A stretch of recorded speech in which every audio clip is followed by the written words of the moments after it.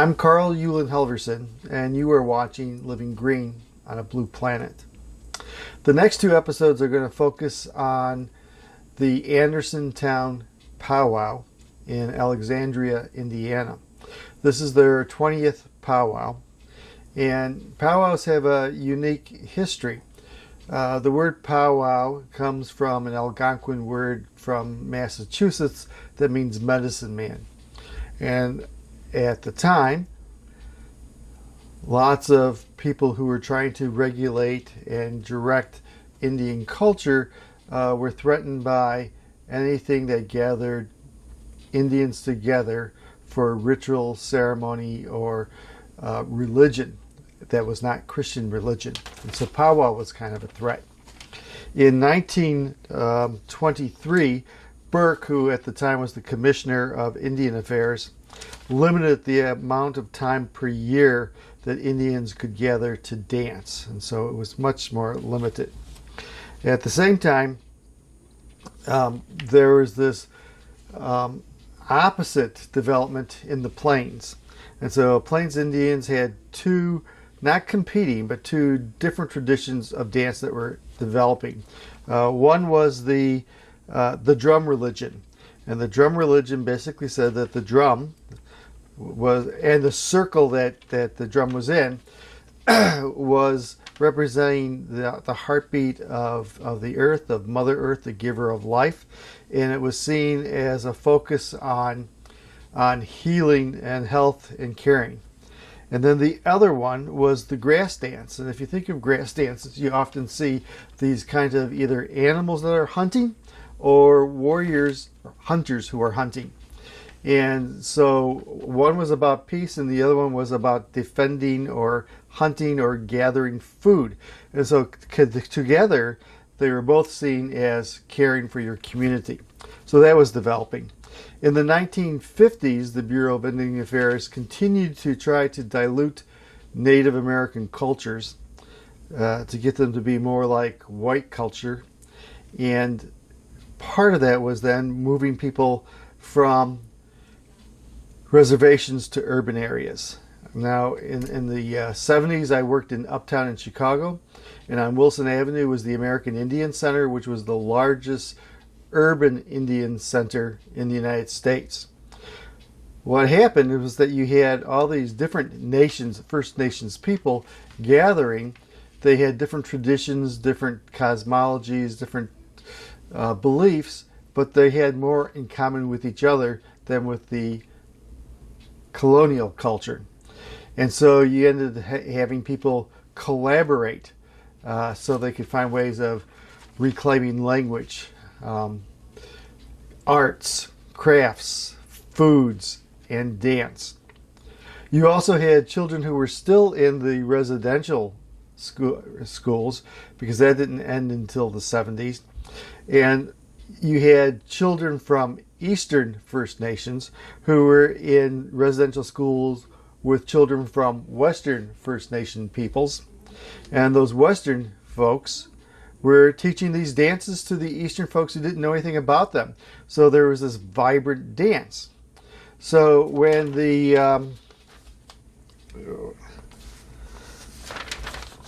American Indian Religious Freedom Act was signed in 1978, it focused on American Indians, Aleuts, Eskimos, and Native Hawaiians. And it was a way of guaranteeing the practice of religion, ritual, and dance. And there was this explosion of powwows, of these dances that if you go to a powwow, it's not just dance. There are booths, there are foods, there are crafts, art, storytelling, lots of sharing. And so today, you went from this poverty of being able to do a dance to now there is a powwow almost every single weekend somewhere in the United States. So this is the Andersontown Powwow that we'll be going to.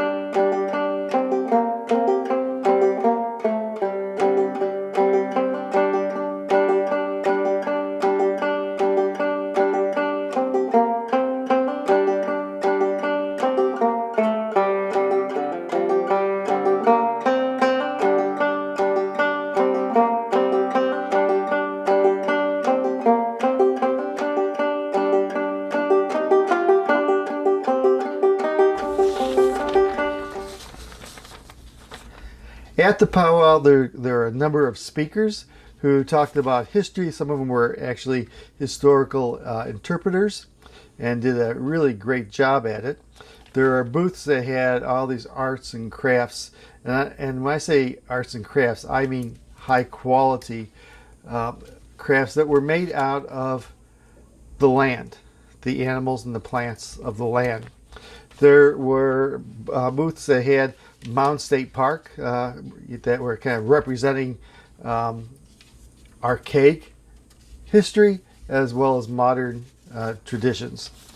And then there was a flute player who had a concert but also taught a class, and lots of food. And so there were bison burgers and bison chili and Navajo or Indian tacos and flatbread. And it was a great time.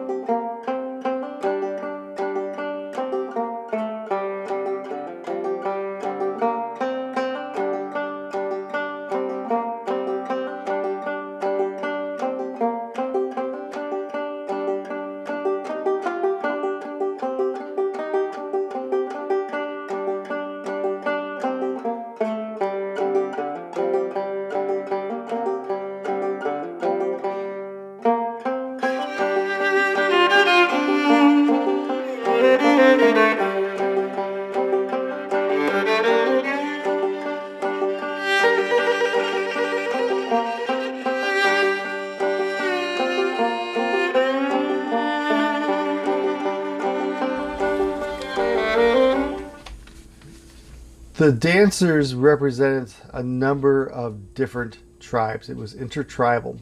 And so there was the grand entry with the colors of both the United States and of the powwow. There were the anthems of the United States, but also the Native American national anthem. There were dances that represented different groups and traditions. And so it was pretty lively, and they worked hard at inviting the audience to participate in a respectful and fun way. South Dakota is accredited amongst the Omaha tribe.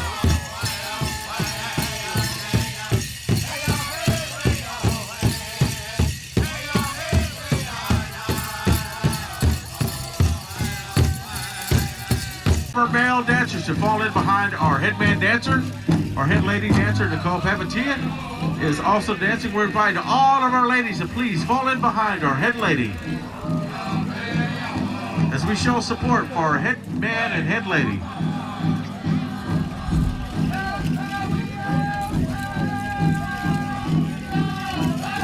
Ladies, if you could please.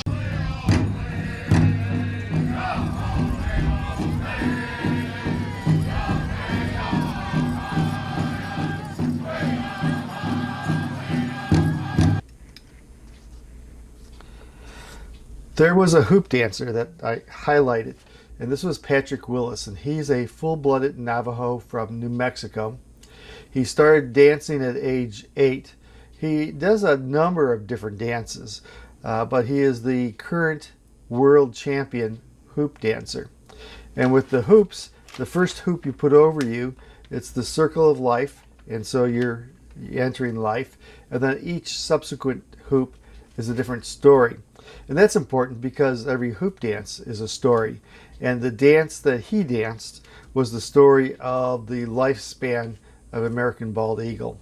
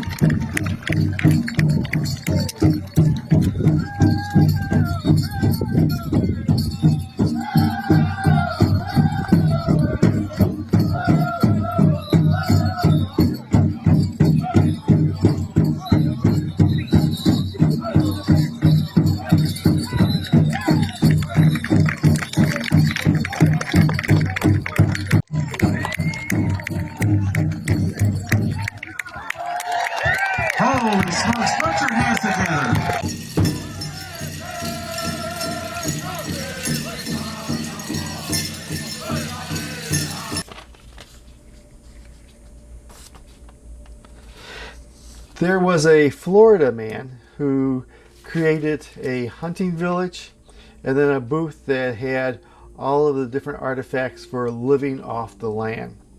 And he was pretty incredible, and he has his own second episode, so I'm looking forward to showing that to you. But he was articulate and engaging, and people were involved.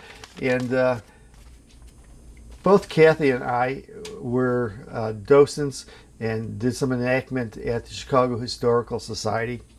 And so I have some background in doing historical enactments, and I have to say, this is the best I've seen. This guy's incredible. I wished I had his skills.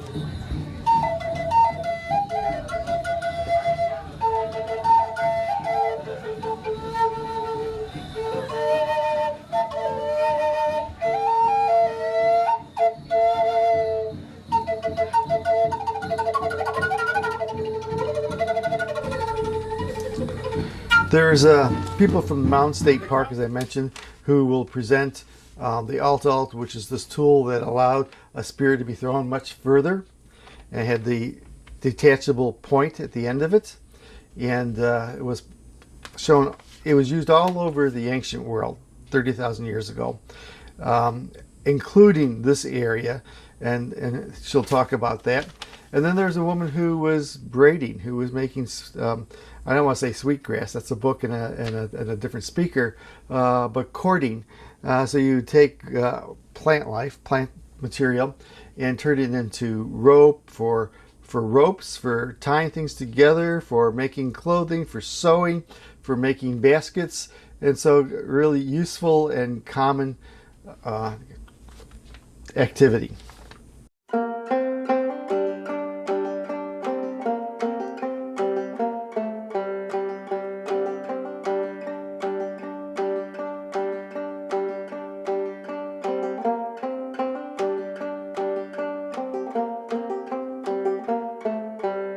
Stone tool. Your stone tool you can make in about 45 minutes. This material took almost a year to cure, and if you are a fully nomadic individual, carrying around a whole bunch of floppy material just isn't really isn't feasible. So when you're hunting, you wanted to make sure this didn't break, and then also your stone tool. So this would fly and insert into an animal. And when you went to extract it from the animal, you would pull, and this end would detach and stay inside the animal.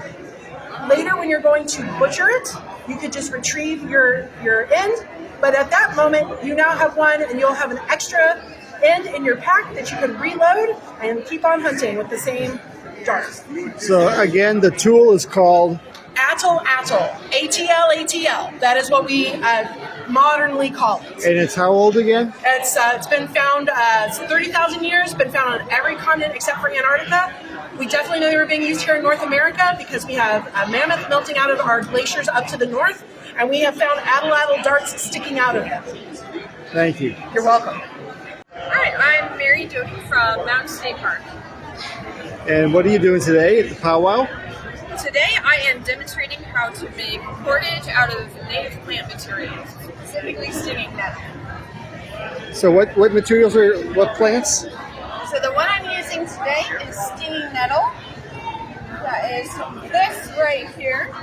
And you'll notice I'm using my bare hands to touch it because I have already removed the majority of the barbs that cause those stings. So if you look really closely here, you see those little pokey bits coming off. Yep. You can remove those with a leather glove and then be able to process this with your bare hands. And in the end, it will wind up looking like this. And that could be used for? Oh, it can be used for anything. You can use it as a rope to tie down your tarps. You can use it as bowstrings. You can knit with it, weave with it, sew with it. Make baskets with it? Absolutely, you can make baskets with it for sure. Yeah, so that's a nutting stone right there, and you are welcome to take a crack at it, literally. So this is for cracking open hard rocks, but you can also use it to grind materials like some.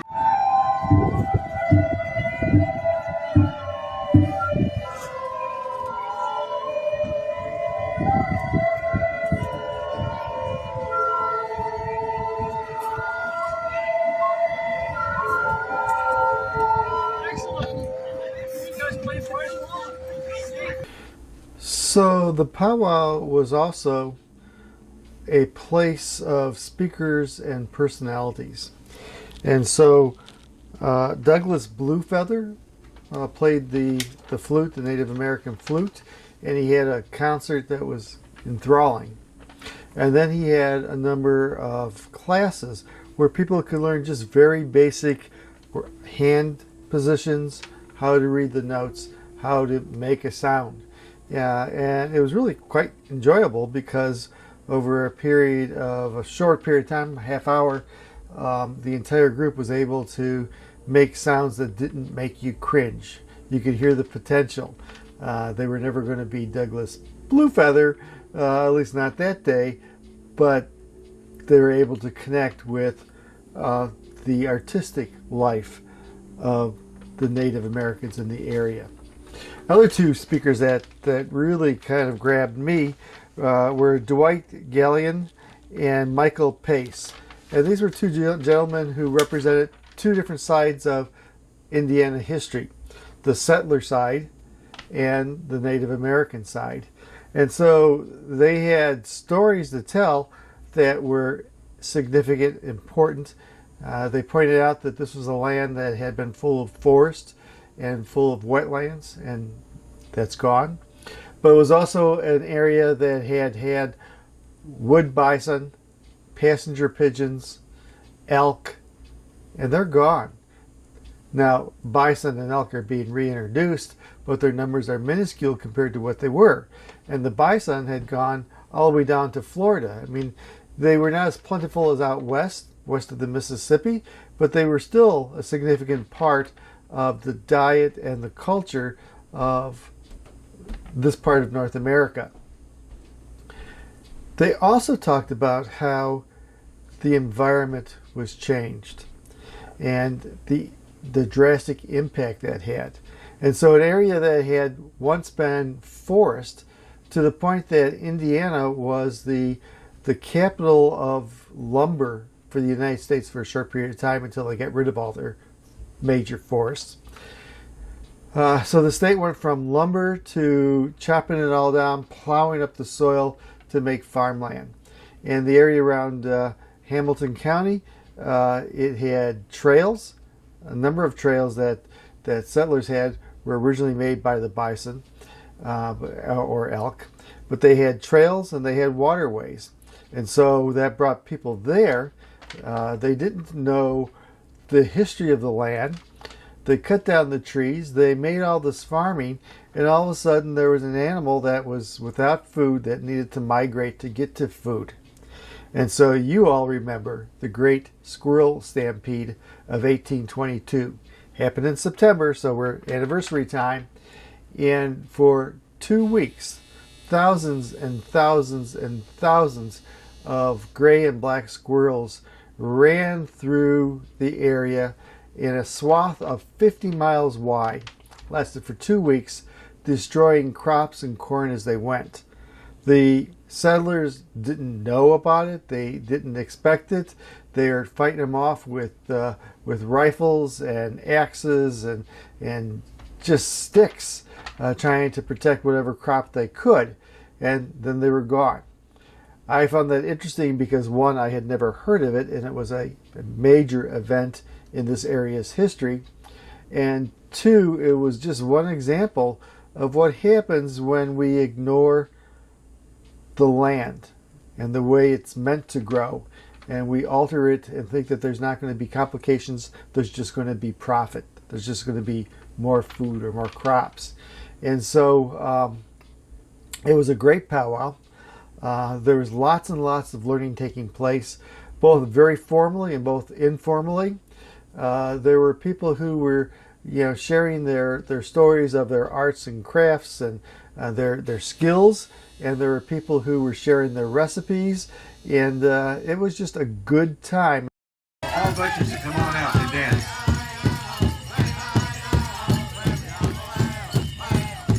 We want to thank each and every one of you who have served Desert Storm, Desert Freedom, Vietnam, Panama, even World War II.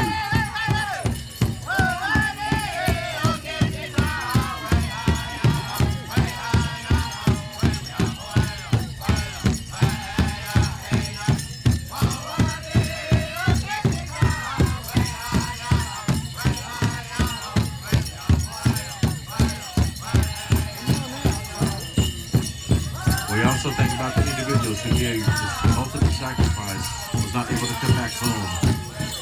We're dancing those veterans as well.